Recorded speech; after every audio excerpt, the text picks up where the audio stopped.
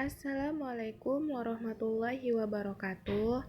Hai teman-teman semua, perkenalkan nama saya Arsita Dewi dari kelas PGMI 2 semester 3 dengan NIM 0306192068. Apa itu fotosintesis?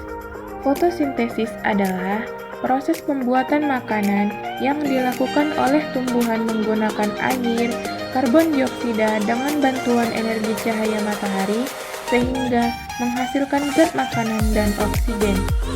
Nah, fotosintesis ini hanya bisa dilakukan oleh tumbuh-tumbuhan hijau yang mempunyai zat hijau daun atau klorofil. Sebelum saya menjelaskan tentang proses fotosintesis, saya akan menyebutkan terlebih dahulu apa saja bahan utama yang digunakan dalam proses fotosintesis. Bahan utama yang digunakan dalam proses fotosintesis adalah yang pertama, karbon dioksida, yang kedua, air, yang ketiga, klorofil, dan yang keempat, sinar matahari.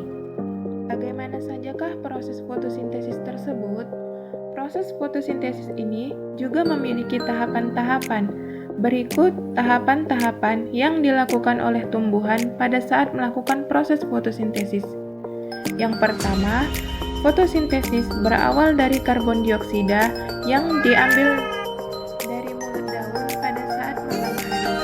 Setelah karbon dioksida diambil, selanjutnya tumbuhan akan mengambil air dari dalam tanah dengan menggunakan akar yang dibawa oleh sistem transportasi pada tumbuhan. Sistem transportasi yang membawa air tersebut dinamakan dengan silem. Jika cahaya matahari sudah tersedia, maka klorofil tumbuhan akan langsung menyerap cahaya matahari tersebut sebagai energi utama dalam pembuatan glukosa. Selanjutnya, glukosa akan langsung diolah menjadi protein, lemak, dan juga zat-zat lainnya. Proses fotosintesis ini juga berlangsung dengan sangat kompleks. Selanjutnya, macam-macam reaksi pada fotosintesis. Macam-macam reaksi pada fotosintesis terbagi menjadi dua, yaitu yang pertama ada reaksi terang atau fotolisis. Reaksi terang atau fotolisis merupakan reaksi fotosintesis yang membutuhkan bantuan dari cahaya matahari. Pada umumnya, reaksi ini berlangsung di ruangan terbuka yang terkena langsung paparan cahaya matahari. Reaksi terang juga berlangsung dalam membran tilakoid yang terdapat pada ruang kloroplas. Pada reaksi ini, klorofil akan bertugas sebagai penyerap cahaya matahari yang dimanfaatkan untuk mengubah molekul air menjadi oksigen dan juga hidrogen. Reaksi terang ini disebut juga dengan fotolisis. Kemudian, reaksi yang kedua adalah reaksi gelap atau siklus Kelvin. Jika reaksi terang sangat membutuhkan bantuan dari cahaya matahari, maka reaksi gelap sama sekali tidak membutuhkannya. Namun, reaksi gelap tidak akan pernah bisa terjadi jika tumbuhan tidak menjalankan reaksi terang terlebih dahulu. Proses yang terjadi pada reaksi gelap juga sangat kompleks, sama seperti yang terjadi pada reaksi terang. Tujuan dari reaksi gelap ini yaitu untuk mengolah karbon dioksida untuk dijadikan glukosa. Maka dari itu, reaksi terang sangat erat kaitannya dengan reaksi gelap, karena reaksi gelap sendiri tidak akan pernah bisa terjadi jika tumbuhan tidak menjalankan reaksi terang terlebih dahulu. Jika reaksi terang berlangsung dalam membran tilakoid, maka reaksi gelap berlangsung di bagian stroma dan kloroplas. Faktor-faktor yang mempengaruhi keberhasilan proses fotosintesis. Ada beberapa faktor yang dapat mempengaruhi keberhasilan proses fotosintesis. Berhasil atau tidaknya proses fotosintesis sangat bergantung pada unsur yang menjadi bahan dasar dalam proses fotosintesis tersebut. Tidak hanya itu saja, kondisi juga menjadi salah satu faktor yang dapat mempengaruhinya. Berikut beberapa faktor yang mempengaruhi keberhasilan proses fotosintesis.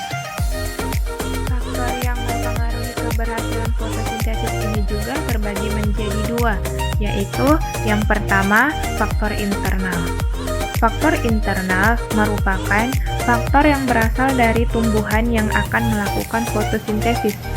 Karena pada dasarnya ada banyak sekali jenis tumbuhan yang hidup dalam keadaan yang bermacam-macam. Maka dari itu, reaksi fotosintesis yang terjadi juga akan sangat berbeda-beda. Selain itu juga, faktor keturunan juga menjadi salah satu hal yang sangat mempengaruhi proses fotosintesis tersebut.